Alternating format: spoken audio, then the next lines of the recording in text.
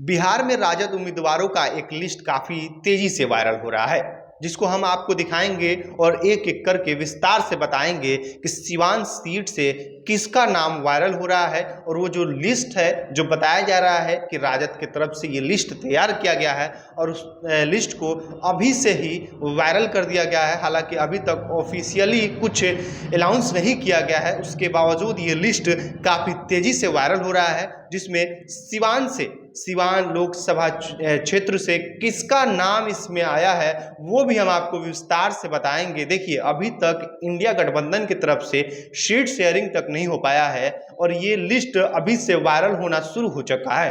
देखिए, इंडिया गठबंधन में अभी तक सीट शेयरिंग को लेकर खींचातानी चल रहा है। इंडिया गठबंधन में सीट शेयरिंग को लेकर कई तरह की बातें सामने आ रहे हैं। वही इंडिया टुडे का एक रिपोर्ट है जिसमें बताया जा रहा है कि राजद 28 सीट से चुनाव लड़ सकता है और कांग्रेस जो है 9 सीट से चुनाव लड़ सकता है और वाम दल जो है 3 सीटों से चुनाव बिहार में लड़ सकते हैं। लेकिन अभी तक इंडिया गठबंधन में कुछ कंफर्म नहीं होता दिख रहा है और अभी भी सीट शेयरिंग को लेकर घींचातानी चल रहा है। इसी बीच एक राजद के कई ग्रुपों में एक लिस्ट सामने आ रहा है, जो कैंडिडेटों का नाम सामने आ रहा है कि किस जिले से कौन सा कैंडिडेट चुनाव लड़ेगा।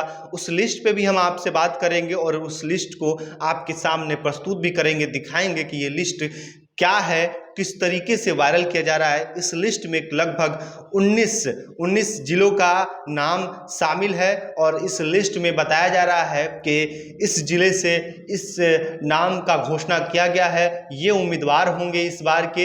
इन सारी चीज़ों पे हम बात करेंगे। देखिए, सिवान बिहार का सबसे हॉट सीट माना जाता है और सिवान अभी तक लोग कन्फ्यूजन में थे कि किसको राजद की तरफ से किसको टिकट मिलेगा।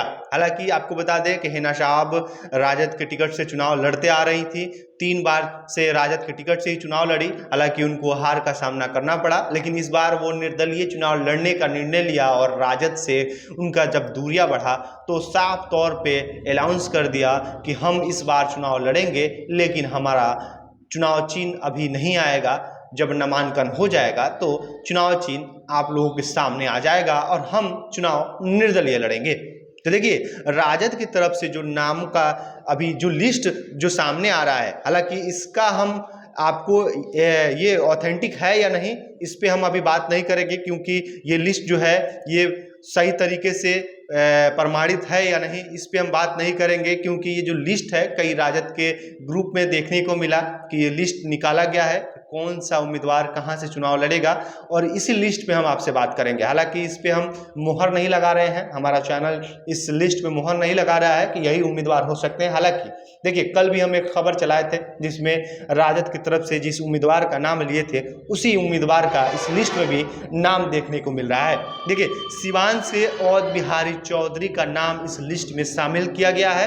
हालांकि ये लिस्ट में कितनी सच्चाई है इस पे हम मुहर नहीं लगा रहे हैं, लेकिन ये लिस्ट काफ़ी तेज़ी से वायरल हो रहा है। जो सिवान से औध बिहारी चौधरी का नाम इस लिस्ट में शामिल किया गया है। और वही अगर बगल के महाराजगंज की हम बात करें तो महाराजगंज से जो टूनाजी पांडे कई दिनों से दौरा कर रहे हैं और ऐलान कर चुके हैं कि हम राजद के टिकट से महाराजगंज से चुनाव लड़ेंगे, उनका भी नाम इस लिस्ट में शामिल है।